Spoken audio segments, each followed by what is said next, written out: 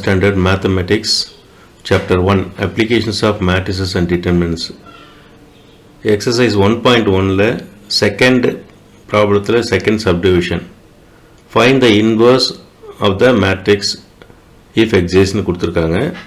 So இது வந்து ஒரு 3x3 மேட்ரிக்ஸ். இந்த 3x3 மேட்ரிக்ஸ் வந்து இன்வர்ஸ் இருக்கா இல்லையான்னு கேட்டிருக்காங்க. அப்படி இன்வர்ஸ் இருந்தால் அதை ஃபைண்ட் அவுட் பண்ண சொல்லியிருக்காங்க. ஓகே, ஸோ இப்போ நம்ம இந்த மேட்ரிக்ஸை வந்து முதல்ல ஏ அப்படின்னு எடுத்துக்கலாம். 5 1 1 1 5 1 1 1 5. ஓகே, இப்போ இந்த மேட்ரிக்ஸ் வந்து டிட்டர்மினன்ட் கண்டுபிடிப்போம். ஃபஸ்ட்டு டிட்டர்மினன்ட் ஏ. ஸோ டிட்டர்மினன்ட் ஏ அப்படின்னு சொல்லும்போது என்னென்ன இருக்கும்? 5 1 1 1 5 1 1 1 5. இந்த டிட்டர்மினன்ட் போடும்போது மறக்காமல் வெர்டிக்கல் லைன் போடுங்க. மேலே இருக்கிறது ப்ராக்கெட்டில் இருக்கும், இது வந்து வெர்டிக்கல் லைனில் இருக்கணும். ஸோ இதை எக்ஸ்பேண்ட் பண்ணலாம். இதை எக்ஸ்பேண்ட் பண்ணோம்னா நமக்கு நேரடியாக எக்ஸ்பேண்ட் பண்ணி போட்டுக்கலாம். 5 × 5 இருக்கக்கூடிய ரோ காலம் அதை டெலிட் பண்ணோம்னா 5 1 1 5 இருக்கும். இதில் மெயின் டயகனல் 5 × 5 25 மைனஸ் இது ரெண்டு மட்டும் 1 மைனஸ் 1 இன்ட்டு செகண்ட் எலமெண்ட். இந்த எலமெண்ட் இருக்கக்கூடிய ரோ காலம் இப்போ 1 1 1 5 1 × 5 5 மைனஸ் 1. ஏன்னா இதெல்லாம் டிட்டர்மின் நிறைய நம்ம +1 எக்ஸ்பேண்ட் பண்ணதுனால அப்படி டைரெக்டாக நம்ம போடலாம். அடுத்து +1. இந்த +1 இந்த ஃபஸ்ட்டோட தேர்ட் எலமெண்ட்டு. ஸோ அந்த ரோவையும் காலத்தையும் டெலிட் பண்ண 1 5 1 1 இருக்கும். 1 × 1 1. மெயின் டயகனல் வர எலமெண்ட் அப்படியே மல்டிப்ளை பண்ணி போட்டுக்கணும். சைன் என்ன வருது அது அடுத்த டயகனல் இருக்கக்கூடிய எலமெண்ட்டை மல்டிப்ளை பண்ணி சைன் சேஞ்ச் பண்ணி போகணும். 1 × 5 +5 வருது, அப்போ -5. ஓகே, இப்போது 5 × 24 minus 1 × 4 plus 1 × -4. So இது 120 -4 -4. So 120 இருந்து 8 செப்பரேட் பண்ண 112. 112 not equal to 0. So determinant value கண்டுபிடிச்சோம், அது வந்து not equal to 0 வருது. அப்படின்னா அது வந்து என்ன? நான் சிங்குலர் மேட்ரிக்ஸ். அப்போ A இன்வர்ஸ் exists. நான் சிங்குலர் மேட்ரிக்ஸ் தான் நம்ம இன்வர்ஸ் கண்டுபிடிக்க முடியும். அதனால் A இன்வர்ஸ் exists. அதை if it exists கேட்டால் நாம் அப்படியே டைரெக்டாக வந்து A இன்வர்ஸ் ஃபார்முலா எழுதி போட்டக்கூடாது. முதல்ல டிட்டர்மின் வேல்யூ கண்டுபிடிச்சி அதுக்கு வந்து நாட் ஈக்குவல் டு 0 வருதான்னு பார்த்த பிறகு தான் நம்ம சொல்ல முடியும். ஸோ இப்போ இங்கே எக்ஸிஸ்ட் ஆகிறதுனால A இன்வர்ஸ் நம்ம ஃபைண்ட் அவுட் பண்ணலாம். ஸோ A இன்வர்ஸுக்கான ஃபார்முலா உங்களுக்கு தெரியும், 1/determinant A × adjoint A.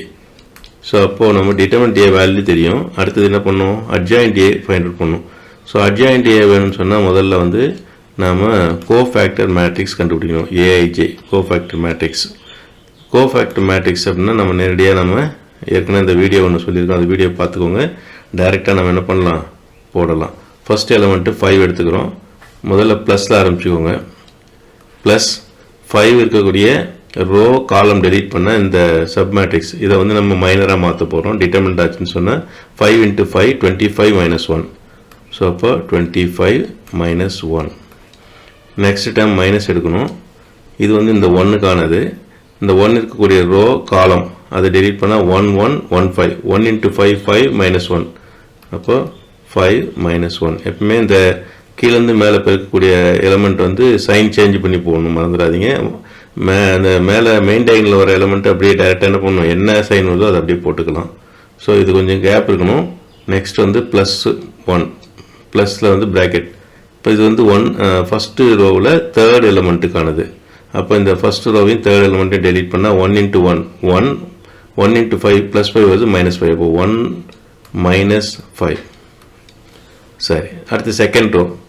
இந்த இதுக்கு வந்து மைனஸ். ஸோ ஃபஸ்ட்டு ப்ளஸில் ஆரம்பிக்கிறோம். ஆல்டர்னேட்டாக +, மைனஸ் +, மைனஸ்னு போட்டுடணும். அப்படி மேலே பார்த்தா +க்கு அப்புறம் மைனஸ், மைனஸ்க்கு அப்புறம் +. இங்கே எப்படி பார்த்தாலும் +க்கு அப்புறம் மைனஸ். ஸோ இது இந்த எந்த எலமெண்ட்டுக்கு? இங்கே செகண்ட் ரோவில் ஃபஸ்ட்டு காலத்தில் இருக்கக்கூடிய இந்த 1 என்ற எலமெண்ட்டுக்கு. ஸோ அப்போ செகண்ட் ரோவையும் ஃபஸ்ட்டு காலத்தையும் டெலீட் பண்ணால் நமக்கு என்ன கிடைக்கும்? 1 1 1 5. ஸோ இதுக்கு வந்து முதல்ல main diagonal elements 1 into 5 5 minus இந்த ரெண்டு எலமெண்ட்டும் 1 into 1 வந்து 1 ப்ளஸ் இது வந்து இந்த 5க்கானது. இந்த 5 எங்கே இருக்குதுன்னா செகண்ட் ரோவில் செகண்ட் காலம் ரெண்டும் இன்டர்செக்ட் ஆகிற இடத்துல இருக்குது. Second row second column. அப்போ இந்த செகண்ட் ரோவையும் நீக்கணும், செகண்ட் காலத்தையும் டெலீட் பண்ணணும். 5 1 1 5 இருக்கும். இது மெயின் டயகனல் இருக்கிறது 5 5 தான். அப்போ 5 into 5 25 மைனஸ் 1. அடுத்து மைனஸ் இப்போ இந்த 1க்கானது செகண்ட் ரோவில் தேர்டு எலமெண்ட்டு. இப்போ இந்த செகண்ட் ரோவையும் தேர்டு காலத்தையும் டெலீட் பண்ண 5 1 1 1 இருக்கும். இதில் 5 1 மட்டும் என்ன 5 மைனஸ் 1. தேர்ட் ரோவில் ப்ளஸ் இப்போ இந்த 1 இருக்கக்கூடியது தேர்டு ரோவும் ஃபஸ்ட்டு காலம். அப்போது இந்த 4 எலமெண்ட் இருக்கும் 1 1 5 1. இது first main diagonal 1 into 1 1 into 1 1. இது வந்து ப்ளஸ் 5 வரும், அது மைனஸ் 5 மாத்திரம். அப்போ 1 மைனஸ் 5 மைனஸ் அடுத்து இந்த தேர்ட் ரோவில் second element third row second element 5 1 1 1 5 into 1 5 minus 1. Next plus இப்போ பாருங்கள் இந்த தேர்ட் லாஸ்ட் எலமெண்ட் 5 தேர்ட் ரோவில் தேர்டு காலமும் மீட் பண்ணுற இடத்துல கூட இந்த 5. இப்போ தேர்ட் ரோவையும் டெலீட் பண்ணலாம், தேர்டு காலத்தையும் டெலீட் பண்ணலாம். 5 into 5 25 minus 1 25 minus 1. ஸோ இதுதான் வந்து ஏஐஜேக்கான மேட்ரிக்ஸ். இதை நம்ம சிம்ப்ளை பண்ணோம்னா அப்படியே டேரெக்டாக அந்த சைன்லாம் சிம்ப்ளை பண்ணி போட பழகிக்கோங்க.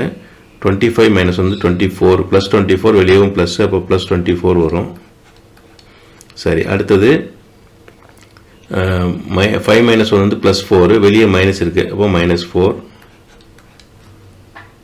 1 மைனஸ் 5 மைனஸ் 4, ப்ராக்கெட்டுக்குள்ளே மைனஸ் 4 வெளியே ப்ளஸ்ஸு, அப்போ மைனஸ் 4 தான் வரும். அடுத்தது 5 மைனஸ் 1 வந்து ப்ளஸ் 4, ப்ராக்கெட்டுக்குள்ளே ப்ளஸ் 4 வெளியே மைனஸ், அப்போ மைனஸ் 4. 25 மைனஸ் வந்து 24 ப்ளஸ் 24 வெளியவும் ப்ளஸ்ஸு, அப்போ 24 தான் இருக்கும். 5 மைனஸ் 1 ப்ளஸ் 4 வரும் ப்ராக்கெட்டில், வெளியே மைனஸ் இருக்குது, அதனால் மைனஸ் 4. 1 மைனஸ் 5 மைனஸ் 4, ப்ராக்கெட்டில் மைனஸ் 4 வெளியே ப்ளஸ், அப்போ மைனஸ் 4. 5 மைனஸ் 1 ப்ளஸ் 4 வெளியே மைனஸு, அப்போ மைனஸ் 4. 25 மைனஸ் 1 வந்து 24.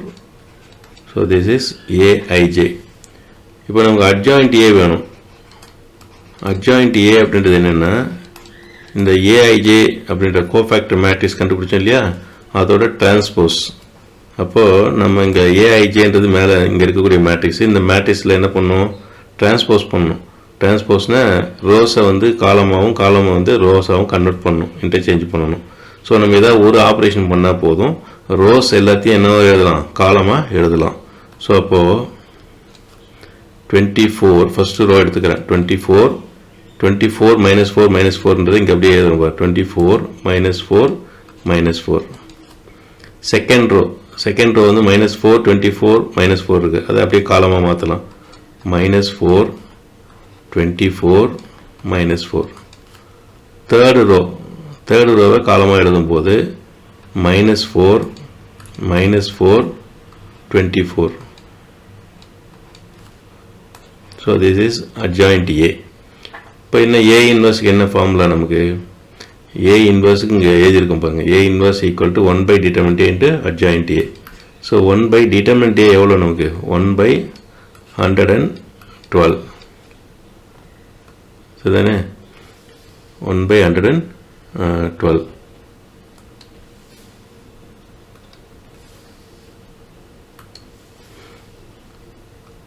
சரி, இங்கே இந்த மேட்ரிக்ஸ் எழுதிக்கலாம். என்ன கொடுத்துருக்குது? Minus 24 minus 4 minus 4 minus 4 minus 24 minus 4 minus 4 minus 4, இங்கே வந்து 24, இது வந்து ப்ளஸ் 24 தான் எல்லாமே, மைனஸ் 24 கிடையாது, ப்ளஸ் 24. ஸோ கொஞ்சம் இது மட்டும் சேஞ்ச் பண்ணிக்கலாம். ஏன்னா இந்த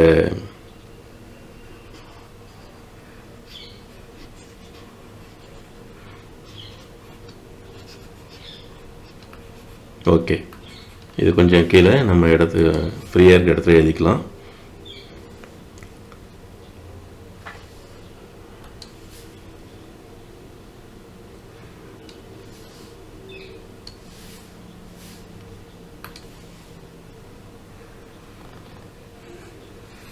okay, A inverse equal to 1/112 24 minus 4 minus 4 இந்த bracket க்ளோஸ் பண்ணிக்கோங்க. இங்கே minus 4 24 minus 4 minus 4 minus 4 24. இப்போ இங்கே இந்த மேட்ரிக்ஸ் பாருங்கள். இந்த மேட்ரிக்ஸில் வந்து உள்ளே இருக்கக்கூடிய எல்லா எலமெண்ட்ஸுமே 4ஆல் 4th மல்டிபிள் ஆஃப் 4ஆக இருக்குது இல்லையா, இல்லை 4ஆல் டிவைட் ஆகுதுன்னு எடுத்துக்கலாம். அப்போ அதுலேருந்து இந்த 4ஆல் டிவைட் ஆகக்கூடிய அந்த டேர்மை மட்டும் நம்ம என்ன பண்ணலாம், வெளியே எடுத்துக்கலாம். ஏன்னா ஒரு மேட்ரிக்ஸில் எல்லா எலமெண்ட்டும் ஒரு மல்டிபிள்ஸாக ஒரு நம்பரோ அல்லது ஒரு காமன் ஃபேக்டரோ இருந்தால் என்ன செய்ய முடியும், நம்ம அதை காமனாக நம்ம வெளியே எடுத்துக்கலாம். அதுபடி இங்கே 4 வெளியே எடுத்தோம்னு சொன்னால், ஸோ ரிமைனிங் எலமெண்ட் பாருங்கள், இங்கே 6 இருக்கும், இதில் -1 -1, இங்கே வந்து -1 6 -1, இங்கே -1 -1, இங்கேயும் 6. ஸோ இந்த 4ஆல் டிவைட் பண்ணோம்னா நமக்கு என்ன கிடைக்கும், 1/28 இன்ட்டு 6 -1 -1 -1 6 -1 -1 6ன்னு கிடைக்கும். இதுதான் வந்து A இன்வர்ஸ், நமக்கு கொடுத்துக்கூடிய அந்த மேட்ரிக்ஸ்க்கான இன்வர்ஸ். ஸோ அப்போ நல்ல மெத்தட் பார்த்துக்கோங்க. ஃபஸ்ட்டு எக்ஸிஸ்ட் ஆகுதான்னு பார்க்கணும். அடுத்தது வந்து என்ன கண்டுபிடிக்கணும், இங்கே வந்து நம்ம அந்த கோஃபேக்டர் மேட்ரிக்ஸ் கண்டுபிடிக்கணும். கோஃபேக்டர் மேட்ரிக்ஸ்க்கு அப்புறம் அட்ஜாயிண்ட் A கண்டுபிடிக்கணும்.